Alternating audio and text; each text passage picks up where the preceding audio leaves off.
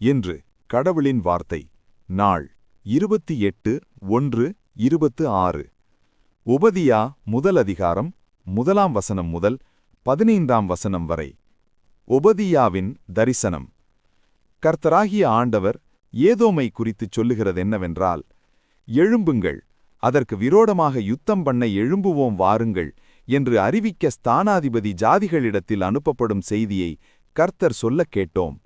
இதோ நான் உன்னை ஜாதிகளில் சிறுகப் பண்ணினேன், நீ மெத்தவும் அசட்டை பண்ணப்பட்டிருக்கிறாய்.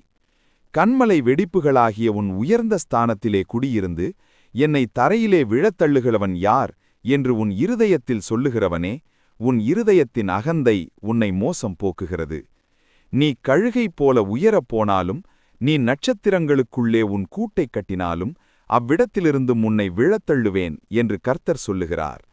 நீ எவ்வளவாய் சங்கரிப்பட்டு போனாய்! திருடராகிலும் இராத்திரியில் கொள்ளையடிக்கிறவர்களாகிலும் உன்னிடத்தில் வந்தால் தங்களுக்கு போதுமான மட்டும் திருடுவார்கள் அல்லவோ? திராட்சை பழங்களை அறுக்கிறவர்கள் உன்னிடத்தில் வந்தால் சில பழங்களை விட்டுவிடுவார்கள் அல்லவோ?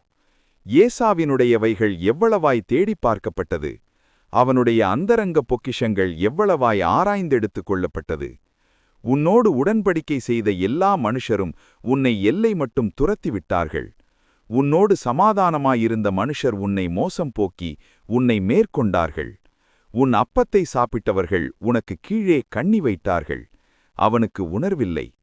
அந்நாளில் அல்லவோ நான் ஏதோமில் உள்ள யானிகளையும் ஏசாவின் பர்வதத்தில் உள்ள புத்திமான்களையும் அழிப்பேன் என்று கர்த்தர் சொல்லுகிறார்.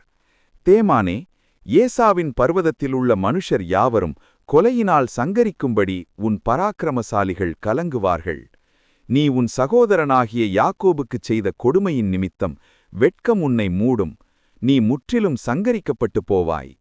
நீ எதிர்த்து நின்ற நாளிலும், அந்நியர் அவன் சேனையை சிறைப்பிடித்துப் போன நாளிலும், மறு தேசத்தார் அவன் வாசலுக்குள் பிரவேசித்து எருசலேமின் மேரில் சீட்டு போட்ட காலத்தில் நீயும் அவர்களில் ஒருவனைப் போல இருந்தாய்.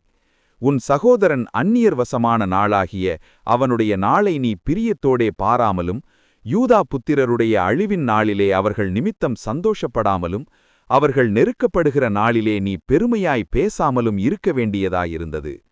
என் ஜனத்தின் ஆபத்து நாளிலே நீ அவர்கள் வாசல்களுக்குள் பிரவேசியாமலும், அவர்கள் ஆபத்து நாளிலே அவர்கள் அனுபவிக்கிற தீங்கை நீ பிரியத்தோடே பாராமலும், அவர்கள் ஆபத்து நாளிலே அவர்கள் ஆஸ்தியில் கை போடாமலும், அவர்களில் தப்பினவர்களை சங்கரிக்கும்படி வழிச்சந்திகளிலே நிற்காமலும், இக்கட்டு நாளில் அவர்களில் மீதியானவர்களை காட்டிக்கொடாமலும் இருக்க வேண்டியதாயிருந்தது.